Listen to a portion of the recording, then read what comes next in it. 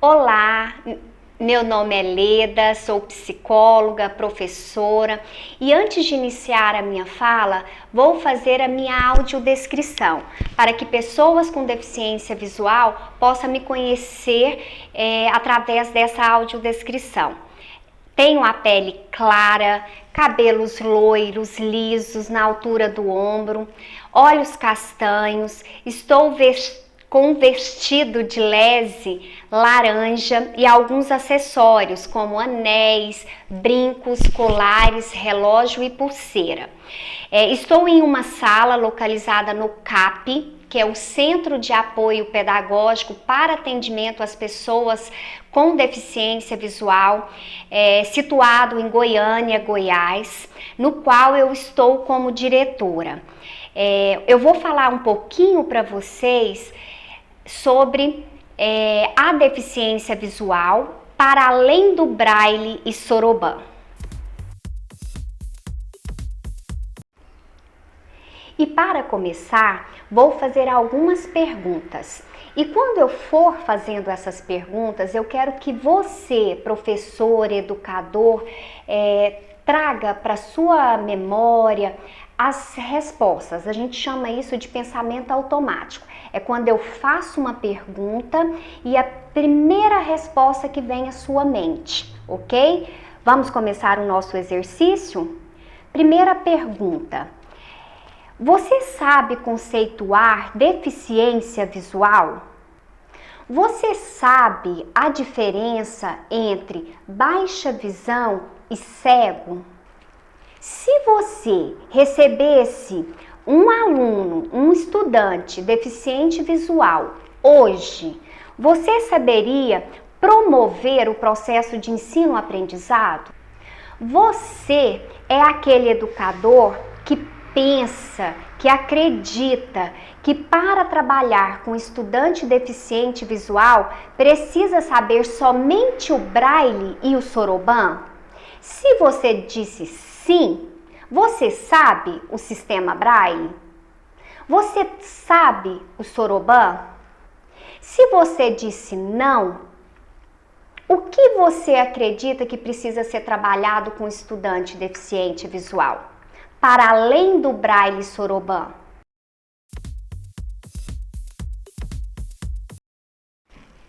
Bom, agora que eu já trouxe esses questionamentos, para vocês, vamos falar sobre cada um deles.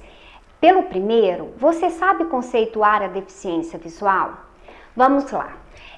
O que é deficiência visual? Segundo a Organização Mundial de Saúde, em 2003, ele classifica a deficiência visual em categorias que incluem desde a perda visual leve até a ausência total de visão.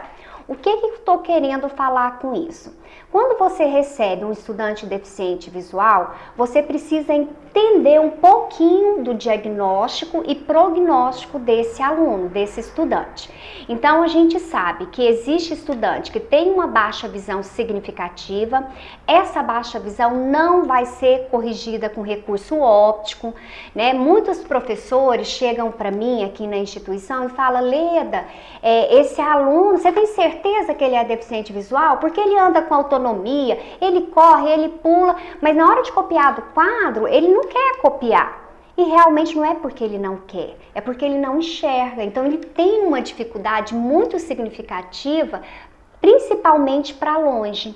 Então, quando eu falo de deficiência visual, eu preciso conhecer um pouquinho o diagnóstico e o prognóstico desse aluno. Por quê? Vou dar um exemplo bem claro para vocês. Chega um aluno, você já teve um aluno de 10 anos que veio com um diagnóstico de toxoplasmose. Ele vem com laudo oftalmológico primeiro, isso é importante saber. Quem faz o diagnóstico de deficiência visual é o médico, Não é o professor, não é o psicólogo. Então, se você percebe na sua sala que esse aluno está com dificuldade para enxergar, está tropeçando muito, batendo em objeto, caindo, não consegue copiar do quadro, ele precisa, e não tem laudo, ele precisa ser encaminhado para que um médico oftalmologista faça essa avaliação. Então, voltando lá no exemplo da toxoplasmose, um aluno que tem um diagnóstico fechado de toxoplasmose com baixa visão significativa de 10 anos. Passa 2 anos depois, você recebe um outro aluno e fala: nossa, eu já atendi, olha, ele tem um diagnóstico de toxoplasmose, tem baixa visão. E aí você vai fazer as mesmas atividades para aquele aluno que você fez há 2 anos atrás? Não. O aluno baixa visão, ele tem que ter um olhar diferenciado. Por quê? Às vezes, o mesmo diagnóstico tem um prognóstico diferente. Às vezes, aquele aluno que tem um diagnóstico de toxoplasmose, ele faz uma avaliação funcional, que eu vou explicar o que é isso daqui um pouquinho, e consegue ler numa fonte 24. E aquele outro aluno da mesma idade, que tem o mesmo diagnóstico, conseguiu ler uma fonte 48. Então, quando eu falo de aluno com baixa visão, o professor tem que ter um olhar muito diferenciado para o diagnóstico e prognóstico desse aluno, para que ele possa atender a necessidade específica da baixa visão. Ah, Leda, eu tive um aluno que mandei para avaliação oftalmológica e o médico prescreveu um óculos e ele agora enxerga tudo. Por exemplo, ele foi diagnosticado com uma alta miopia. A alta miopia, por si só, que é um erro de refração, se for passado um óculos de 1 grau e for corrigido, não é deficiência visual. Ah, Leda, mas eu tinha um aluno que tem um diagnóstico de alta miopia e o médico mandou um laudo de baixa visão. Ok, pode acontecer também. Às vezes vem associado a outro diagnóstico. Por exemplo, a toxo, que eu citei como exemplo, mais alta miopia. Então, pode ter, né, diagnósticos diferentes para o mesmo aluno. Então, por isso, primeiro momento, você precisa conhecer e ter validado um laudo, né? Se é deficiente visual, se é baixa visão.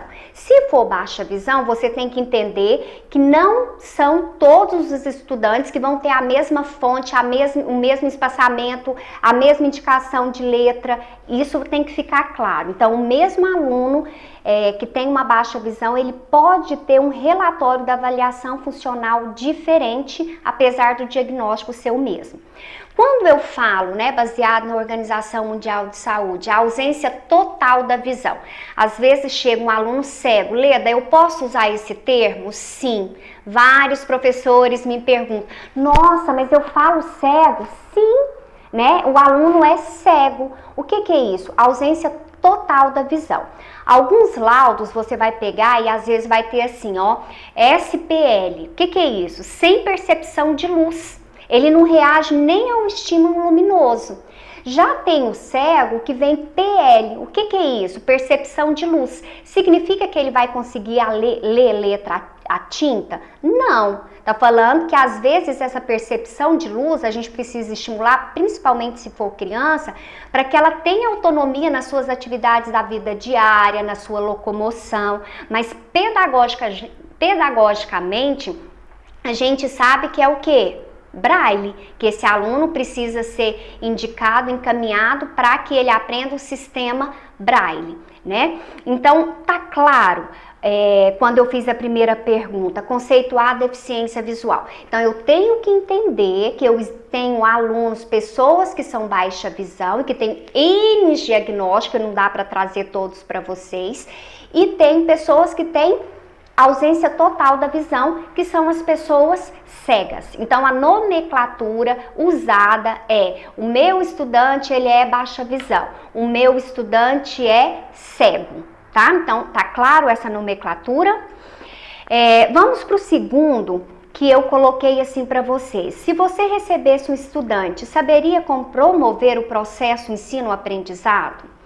Aí, nós vamos entrar em umas questões, desde a questão da deficiência, a gente vai ver congênita ou adquirida. O que a gente precisa entender também um pouquinho sobre a deficiência visual? Vou dar exemplos, que eu acho que fica mais claro para vocês entenderem. Uma criança, um bebê, que nasce prematuro, e aí ele tem um diagnóstico, né, de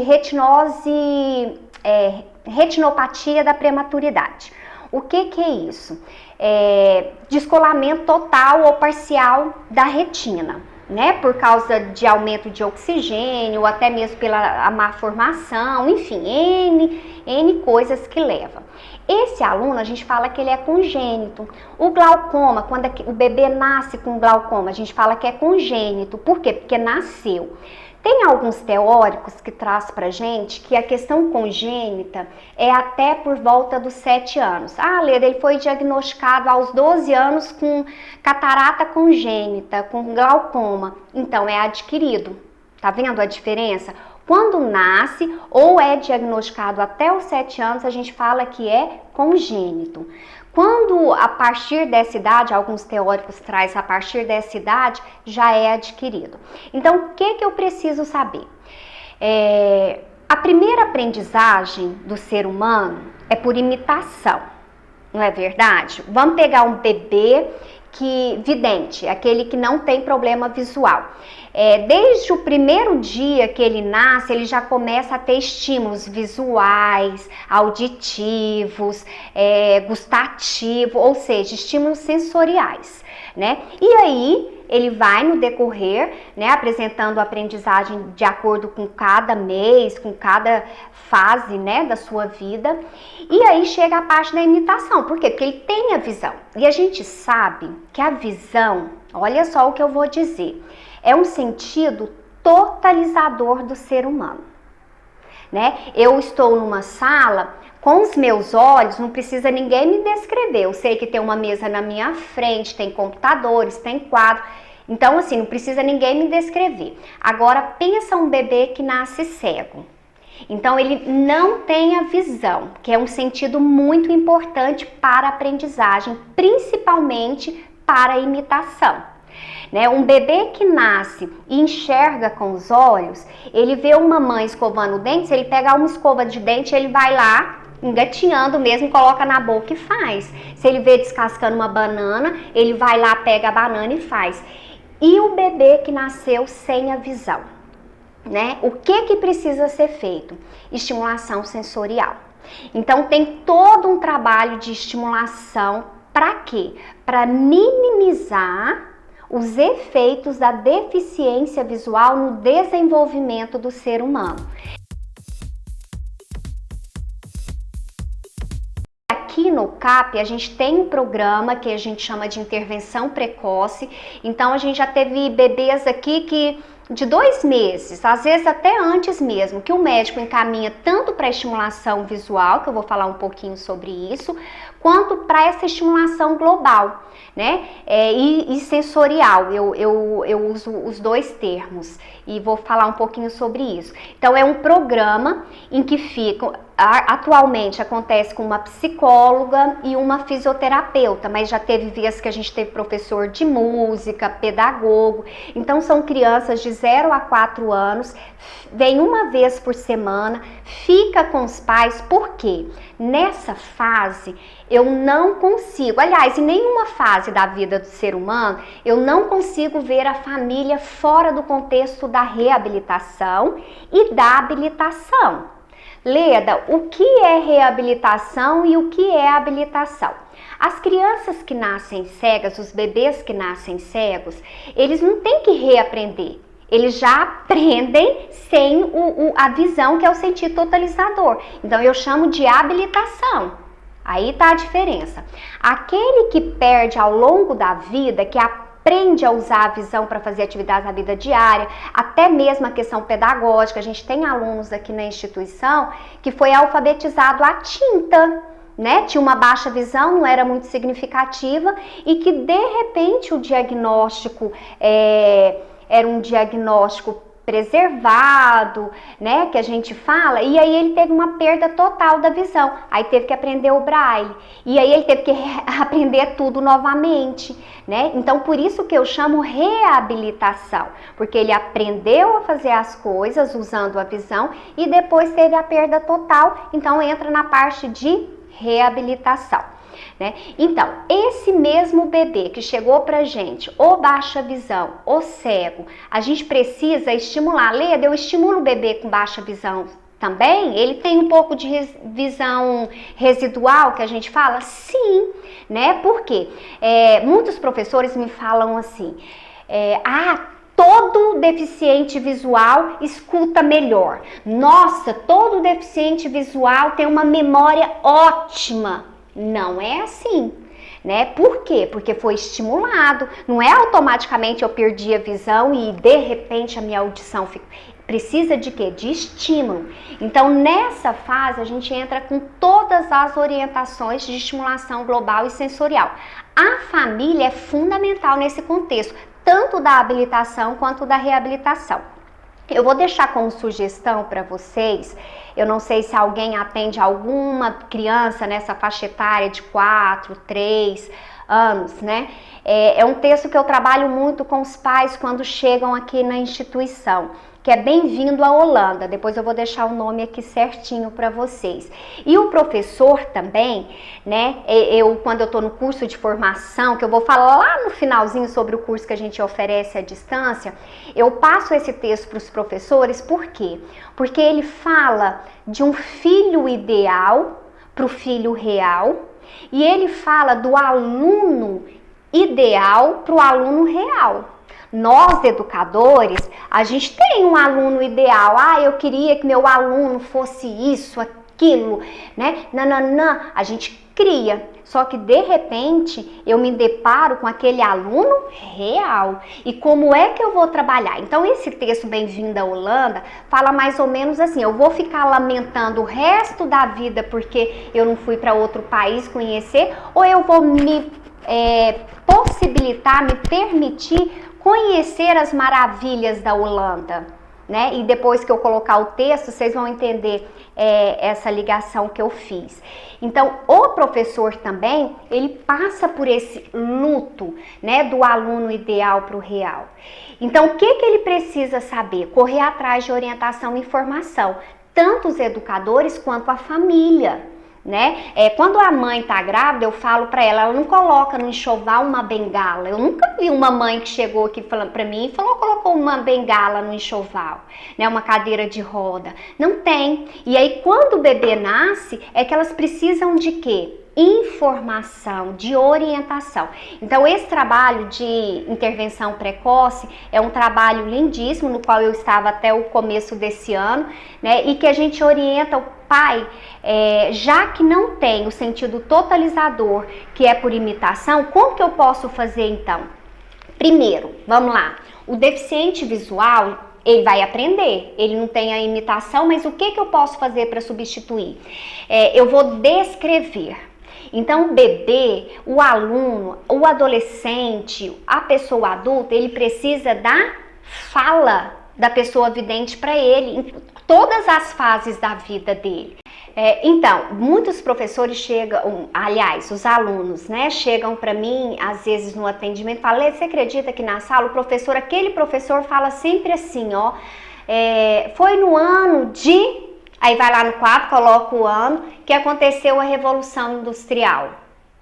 O que é mais importante da informação, a pessoa que é cega ou até mesmo baixa visão que não consegue enxergar do quadro, perdeu. E aí o que eu falo para esse adolescente, para esse estudante? Fala, levanta o dedo, fala para o outro, né? Professor, que ano mesmo? Porque às vezes passa despercebido, né? Então, por que eu tô falando isso? A descrição, a fala é fundamental para a pessoa com deficiência visual, né? Então, lá no bebezinho, a mãe, ela tem que descrever tudo. Leda, quando que eu começo a explicar para ele? Desde o momento que ele nasceu. Aliás, tem uma teoria que fala que desde a barriga a gente já conta história para o bebê, né? Já coloca a musiquinha para acalmar, mas enfim, algumas mães me perguntam, algum professor pergunta, Leda, quando que eu começo com OM? O que é OM? Eu vou falar sobre isso, orientação e mobilidade. Às vezes faz uso de bengala, às vezes não. Daqui um pouquinho eu comento isso. Quando que eu começo com AVAS? O que é AVAS? Atividade da vida autônoma e social. Desde sempre, né? Mesmo aquele bebezinho que tá pequenininho, você vai dar banho nele, o que eu oriento a mãe? Tira a meia e coloca a mãozinha dele no pé. Fala meia, pé. Na hora que for colocar na banheira, gente, o sabonete é um ótimo estímulo. Ele tem textura, ele tem cheiro, né? Então faz espuma, já coloca na mão do bebê, já dá o cheirinho, já passa né, pertinho do nariz dele para ele sentir, fala, cheirinho de bebê, né? Canta, coloca as partes do corpo, colocando a mão dele na hora do banho, desde sempre. Isso tudo vai favorecer o processo de ensino-aprendizado, que eu disse que se não tiver imitação vai ser prejudicado, né? Então eu preciso descrever. Quer ver um outro exemplo que a gente não para pensar e que vários relatos? A criança tá lá na cozinha, no carrinho, o bebezinho, a mãe vai fazer um suco, aí liga um liquidificador. Fecha os seus olhos e faz um barulho horroroso para ver se você não assusta. Então a gente tem que antecipar a informação desde bebê. Então ele tá na cozinha, você chega nele e fala: a mamãe vai fazer um suco que vai fazer um barulho assim, brum! E faz o barulho com a boca, porque ele vai dessensibilizar para aquele barulho alto. Né? Quantas vezes eu estou em atendimento aqui, brincando, uma criança de 7, 8 anos tampa o ouvidinho e fala assim: nossa, o caminhão. Aí eu falo, caminhão? Quando eu pergunto caminhão, passa um caminhão na rua. Por quê? Porque foi uma criança que foi estimulada. Então ela antecede as informações. Então isso é importantíssimo. Eu tenho um relato que eu gosto, em todas as minhas palestras eu falo. Eu tive uma aluna, ela chegou com volta de 8, 9 anos e eu coloquei uma banana na mão dela. E de repente ela pegou a banana, ela era muito agitada, muito impulsiva, ela pegou a banana e mordeu. E quando ela mordeu, ela cuspiu e falou: Leda, a banana da minha casa não é assim. Aí eu falei: como que é a banana da sua casa? É assim, ela fez assim com o dedinho, é de bolinha. Aí eu, E aí eu fui conversar, a mãe falou: Leda, eu nunca coloquei uma banana na mão dela. Eu descasco a banana, corto em rodelinhas, coloco no prato e ela come. Então, umas coisas tão simples que às vezes é confundido até com uma deficiência intelectual. Mas por quê? Porque não foi estimulado. E a família, eu costumo dizer que ela não peca com a intenção de pecar. Ela não erra com a intenção de errar. Muitas das vezes é porque não tem o conhecimento. E aí que entra o papel do professor, o papel do educador, o papel da pessoa que está lidando diretamente com essa família, né? E principalmente com a pessoa com deficiência visual. Então precisa ser dito, falado.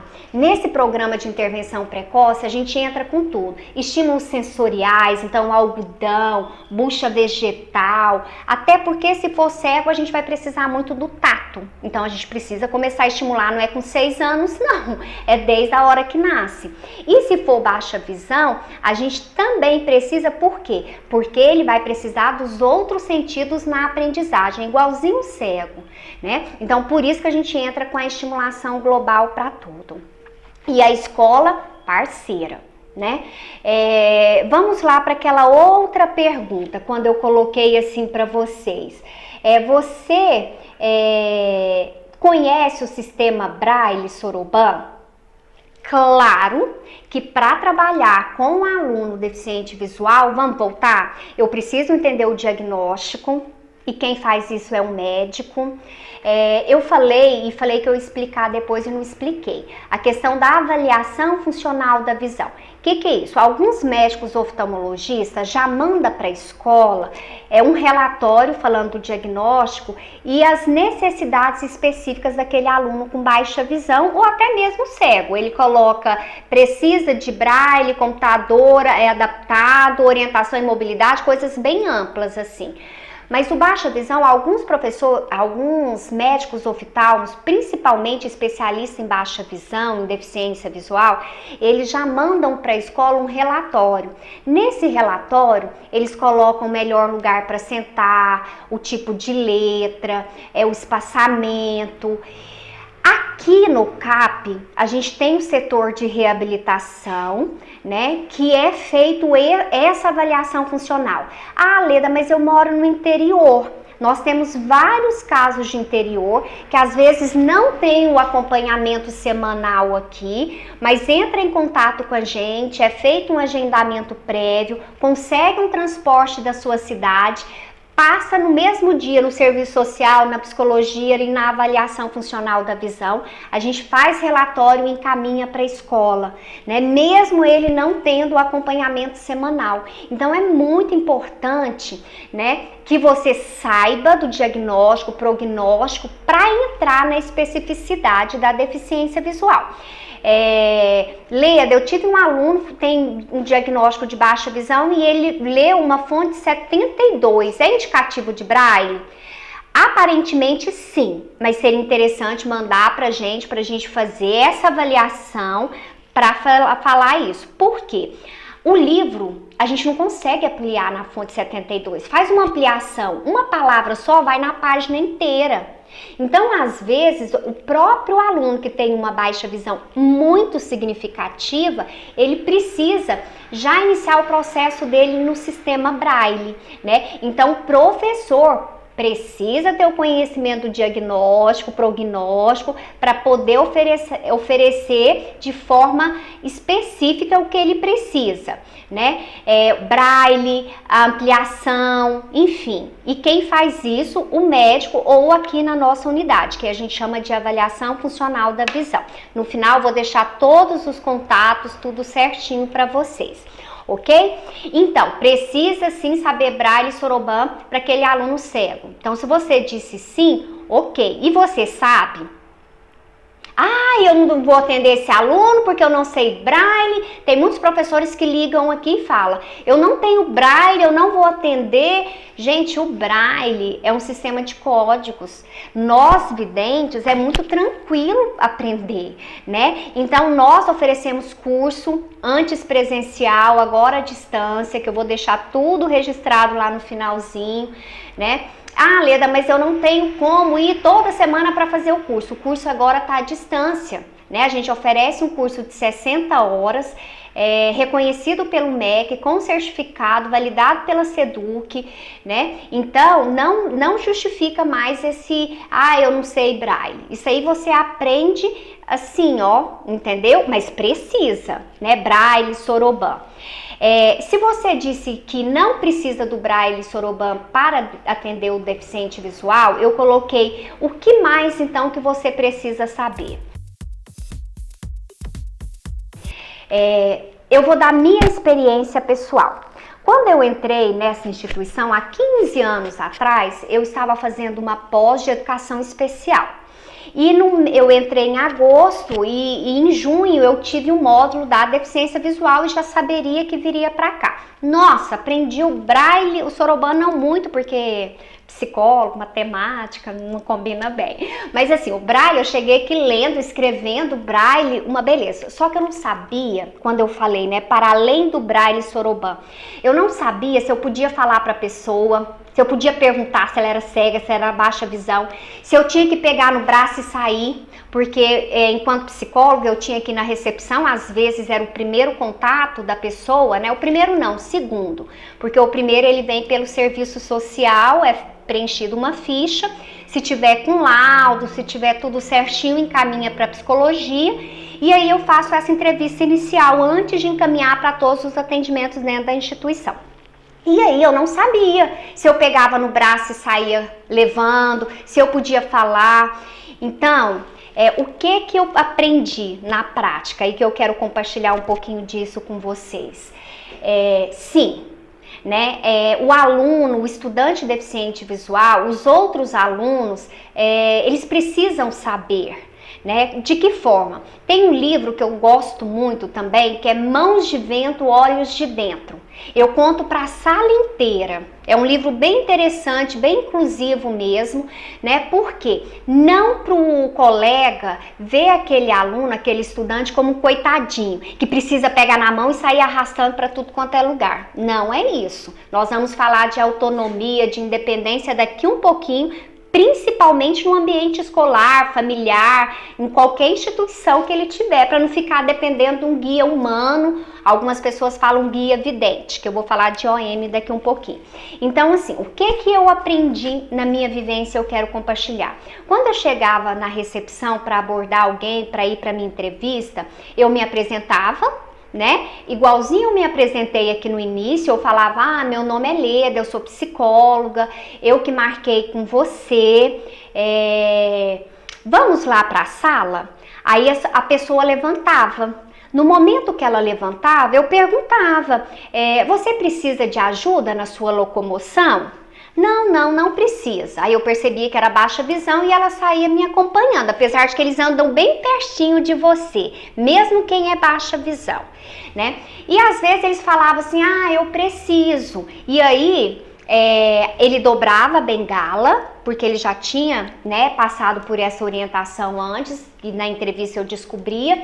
E aí, se fosse numa altura, a gente chama de ponto de contato, né? Por exemplo, eu tenho uma estatura mediana, 1,58. Se tivesse mais ou menos a minha estatura, a gente pega no braço, né? Se fosse uma criança, primeiro estava com os pais, então eu subia primeiro os pais, e aí criança, onde que a gente pega? Não é a gente que pega, a gente oferece a mão. Por quê? Imagina uma criança de 2 anos tendo que pegar no seu braço.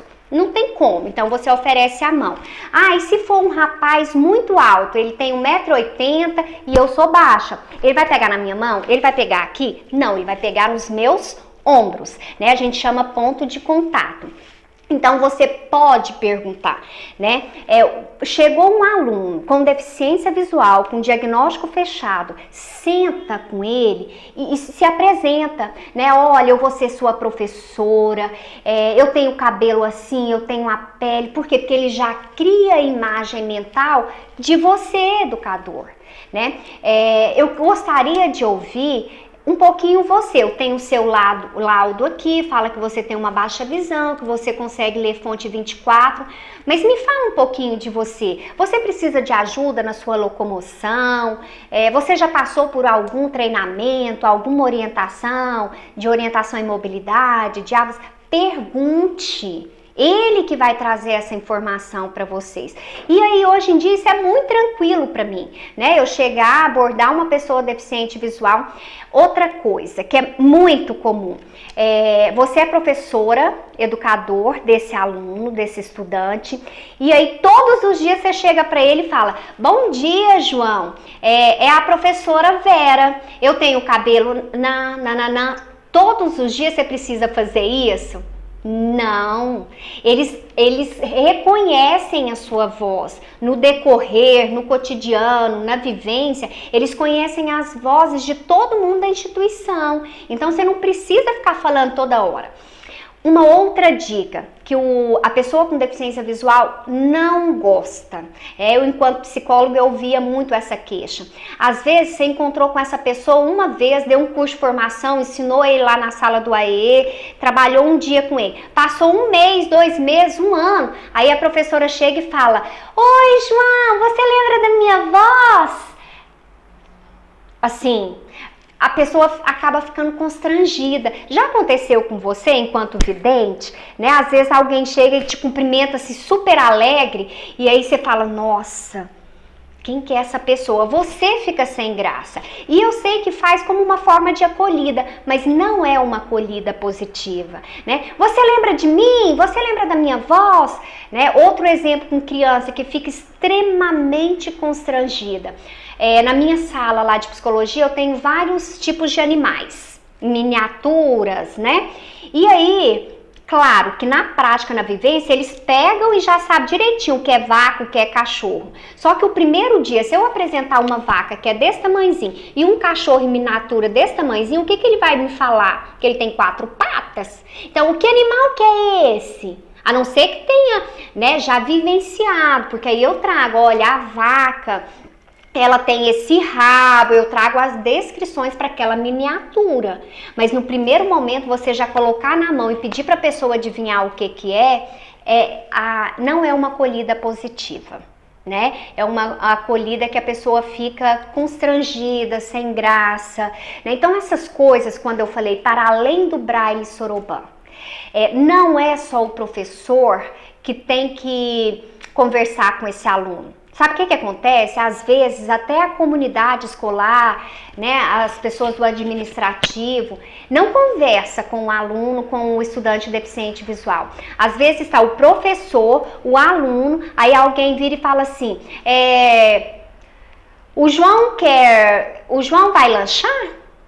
Pergunta para a professora. Né? Não, a não ser que ele tenha um diagnóstico diferencial, mas até então a gente está falando só de deficiência visual. Então, todas as pessoas da escola têm que estar inserida nesse processo de inclusão, né? De descrever o ambiente. Agora eu vou passar por uma coisa bem específica que eu já falei, que é a orientação e mobilidade. Quando eu chego, eu abordo, pergunto se precisa de ajuda, se não.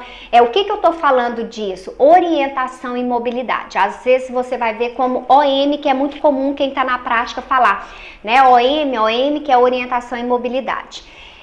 Nós temos aqui na instituição professores de educação física, todos são da área de educação física, que trabalham orientação e mobilidade em ambiente interno e em ambiente externo. Né? Leda, então você está falando que é só o professor de educação física que vai poder trabalhar orientação e mobilidade? Sim, principalmente em ambiente externo.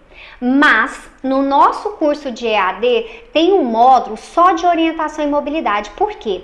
Tem coisas que são fundamentais e que o professor, e não só o professor, toda a comunidade escolar tem que saber. Né, como técnicas de autoproteção, rastreamento, ponto de contato de guia humano, ou guia vidente, que vocês vão ver isso em teorias diferentes, né? Uso da bengala, como posicionar uma bengala. Então essas noções básicas é fundamental, se faz necessário que toda a comunidade saiba, porque senão vai pegar na mão ou da criança, ou do adolescente, ou do jovem, ou do adulto e sai arrastando. Jamais você arraste uma pessoa com deficiência visual, né? Então você tem que ter esse conhecimento, né? Para que você também precisa ter esse conhecimento? A escola, a sala, ela precisa estar organizada. Como assim, Leda? Cadeira, né? Se você quer que o seu aluno tenha autonomia, que ele tenha independência na locomoção, nas atividades da vida diária, toda a escola tem que favorecer essa autonomia e essa independência. Por exemplo, portas ou totalmente fechada ou totalmente aberta. Por quê? Porque senão ele vai bater a cabeça. Ele faz a técnica aqui de rastreamento e aí vê que a porta tá aberta, aí ele vai estar entreaberta, não tá totalmente fechada e não tá totalmente aberta. Então ele vai bater, vai ter, né, machucar. Cadeiras fora do lugar, por exemplo, corredor que vai da sala até no banheiro, livre. Ah, Leda, mas eu quero colocar um vaso de planta lindo que nós ganhamos para decorar o pátio, o corredor.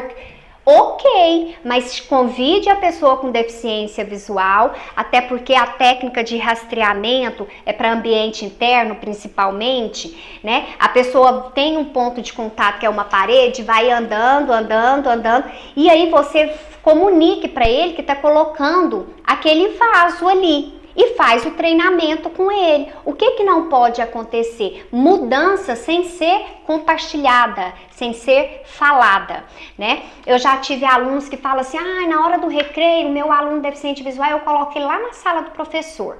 Por quê? Eu tenho medo dele cair, né? A criança vidente também cai, ela corre, ela machuca, né? Mas o que você vai favorecer essa autonomia? Ande com ele na escola, né? Se for um aluno novato na instituição, faz esse percurso várias vezes com ele, da entrada da escola para a sala, da sala para o banheiro, da sala para o pátio, da sala para o ginásio, né? Sempre como ponto de referência, né? Uma parede,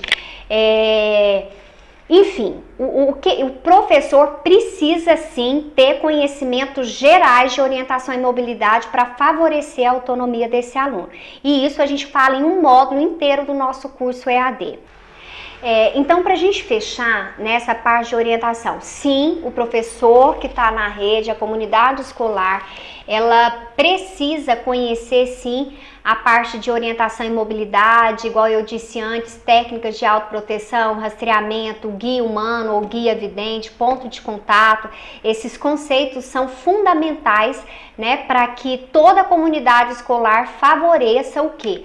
Proporcione condições. Na verdade, a gente fala que orientação e mobilidade tem como objetivo proporcionar condições para que a pessoa com deficiência desenvolva sua capacidade de se orientar e se movimentar com independência e segurança.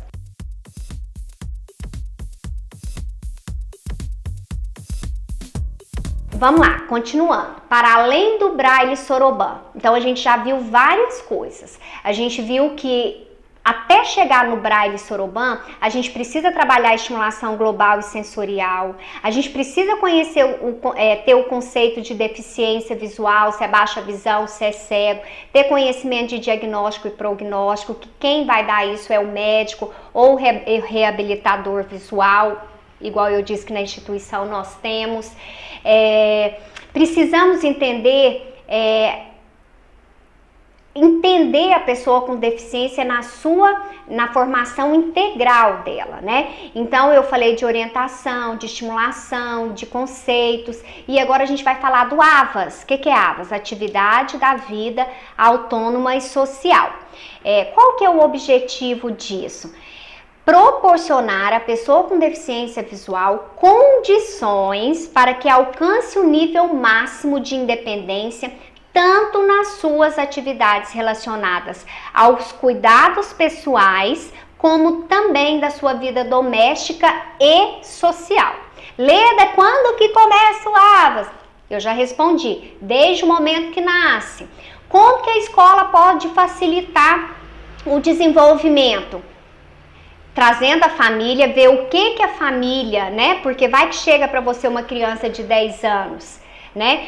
Converse, igual eu disse anteriormente, converse com esse estudante, vê o que ele faz com autonomia, com independência, as dificuldades que ele tem, fale. Você só vai poder ajudar o seu aluno se você perguntar para ele, porque cada um é único, né? Cada ser tem sua especificidade. Então, primeiro, pergunte.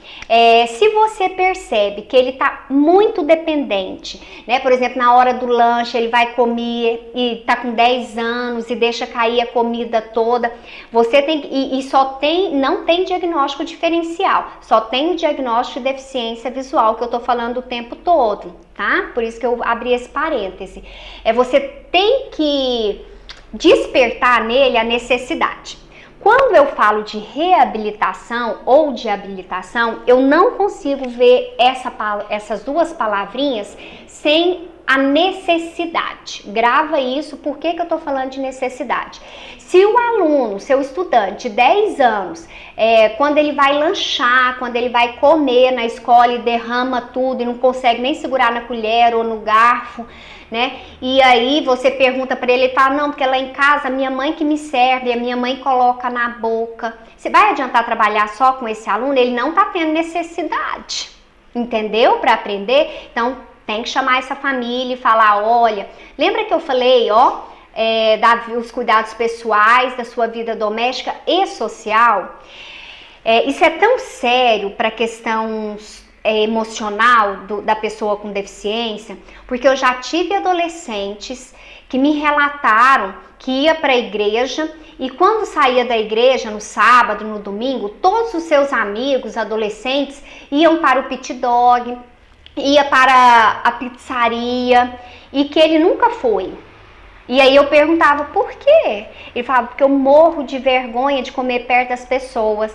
Eu não sei, né? A minha mãe não me ensinou. Então, assim, ou eu como com a mão ou eu como com colher. Eu não sei usar o garfo e a faca. Olha só, né? A gente está falando de inclusão, a gente está falando para além da deficiência, para além do Braille Soroban, né? Então, o que a gente faz no caso daqui enquanto instituição? Eu chamo a família, coloco ele no programa do AVAS, coloco a família no programa do AVAS e a gente começa do zero. Então, com quantos anos uma criança tem possibilidade de segurar o garfo e uma faca? Eu acredito que por volta dos 4, 5 anos, quando já está estabelecendo essa coordenação motora fina, né? Porque antes, lá lembra que eu falei da intervenção? Então a gente trabalha muito lateralidade. Nós temos professores de educação física na instituição excelentes, que tem um trabalho assim, ó, maravilhoso. Por quê? Porque esquema corporal, lateralidade, isso tudo é trabalhado quando, ó, desde o momento que nasce, que começa a engatinhar, que começa a andar, a gente já entra com conceitos básicos de frente, atrás, de um lado, do outro, depois a gente entra com direita, esquerda, em cima, embaixo. Então, assim, nós temos professores excelentes em educação física que tem todo um trabalho, né, com a gente para estimular esses conceitos básicos, porque uma coisa vai dependendo da outra. Sim, né, professor, educador, você precisa ter um mínimo de conhecimento na área do AFAS, que é a Atividade da Vida Autônoma e Social, se você quiser promover, né, e validar a autonomia e a independência nesse estudante. Eu disse antes que é uma parceria, né, com a família, com toda a equipe escolar, com os próprios alunos da sala, né? Às vezes ele vai precisar de um guia vidente, um guia humano, aí o próprio colega precisa ser orientado nisso, né, na locomoção, nas atividades da vida diária. E quando eu falo de atividades da vida diária, eu estou falando de quê?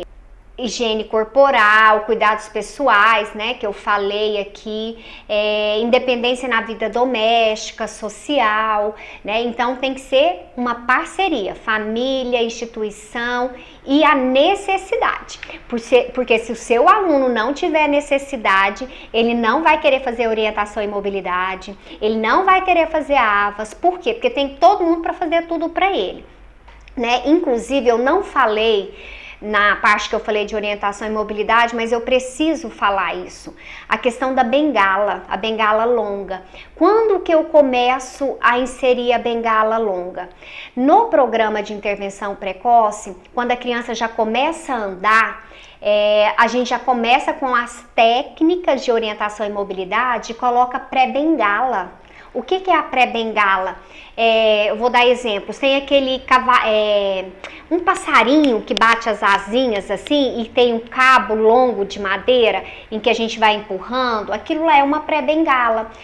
O carrinho de boneca, né? A gente vai para o pátio, coloca ele para empurrar o carrinho de boneca. Aí de repente bate um obstáculo. O que ele faz? Ele desvia e vai. Isso tudo a gente chama de pré-bengala. E quando ele já tem a coordenação motora e que tem firmeza para segurar a bengala, é a hora, né? Porque se uma criança que nasceu com uma deficiência visual, né, que eu falei de causa congênita, e desde criança ela foi inserida com a bengala, quando ele chegar lá na adolescência, isso vai ser um processo muito natural, né, desde a fase de criança.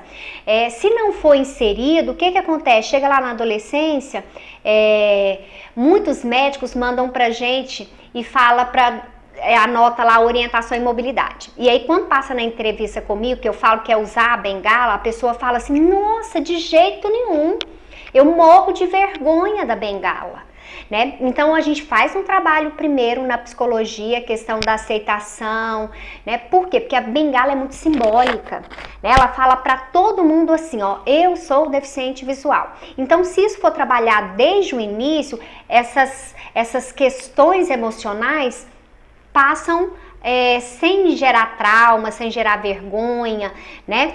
Então isso tem que ser feito desde lá do início. E mesma coisa o AVAS, tá? Então por isso que eu voltei um pouquinho em orientação, porque eu acho importante falar dessa bengala. E se não tiver necessidade, ele não vai querer usar a bengala, né? Se não tiver necessidade no AVAS, ele não vai querer comer sozinho, não vai querer abotoar o tênis sozinho, não vai querer vestir roupa sozinho. Por quê? Porque tem gente para fazer para ele. Então tem que ter a necessidade, ok? Vamos caminhar agora para a reta final da nossa fala.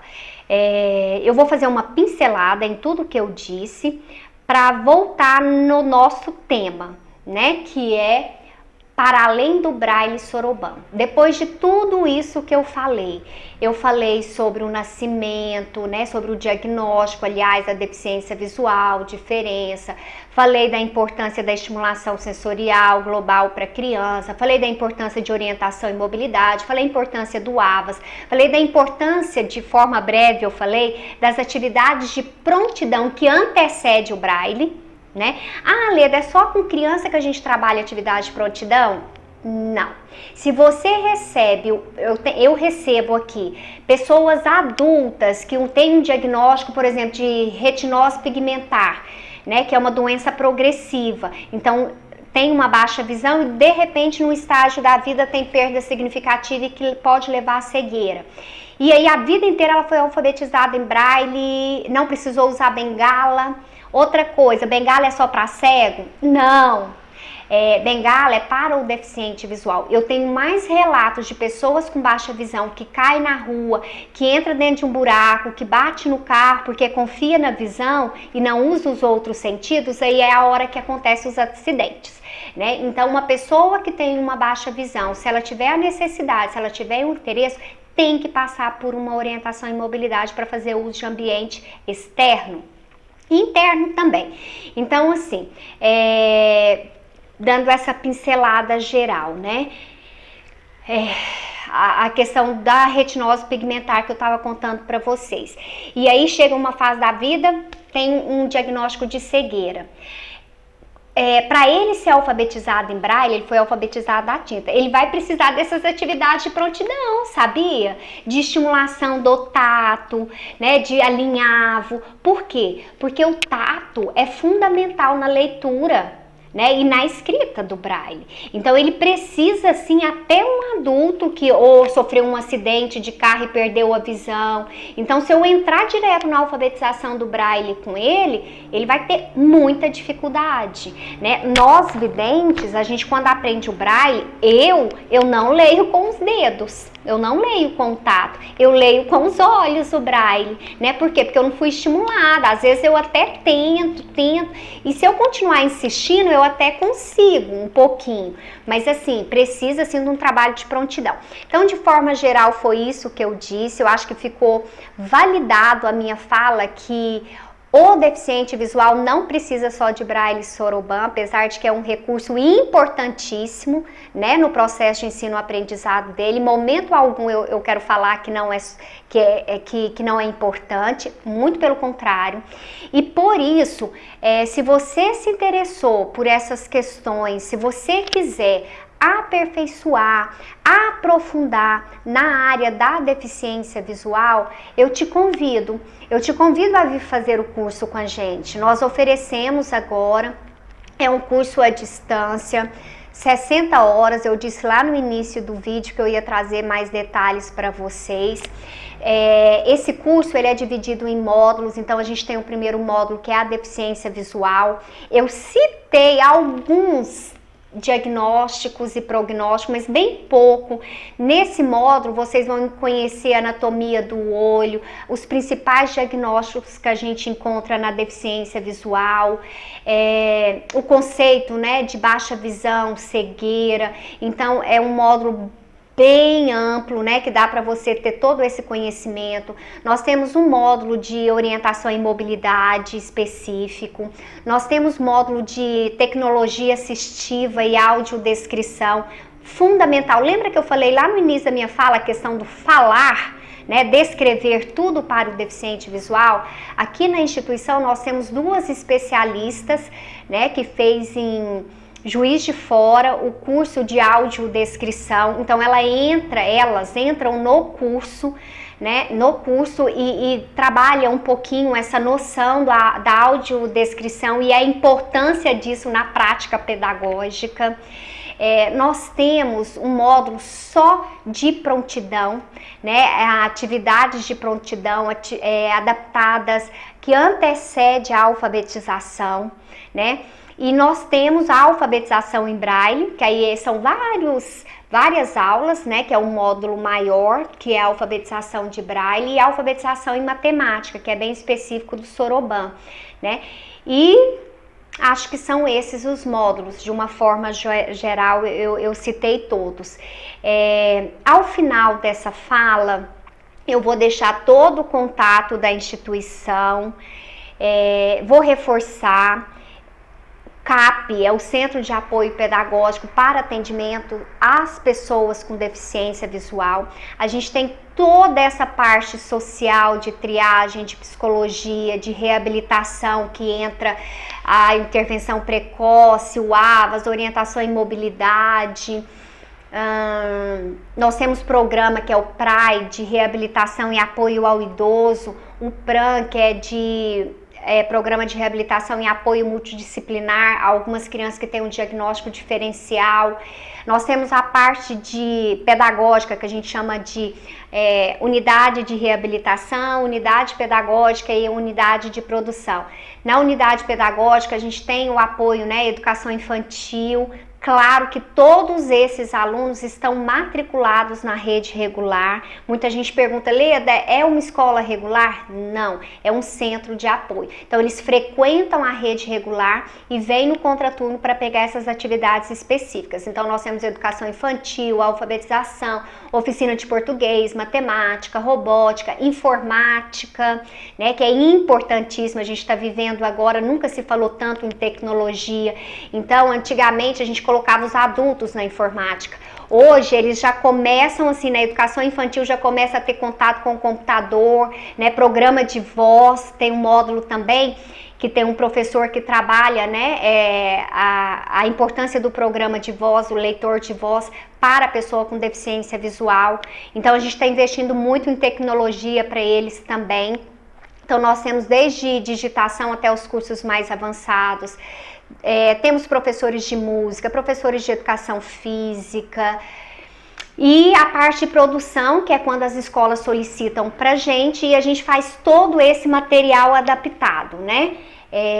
Para que o aluno receba o livro tanto em braille quanto ampliado, tem os critérios para isso, é só entrar em contato que eu passo direitinho, para tornar esse processo de ensino-aprendizado facilitado, né? Você é um mediador de todo esse processo.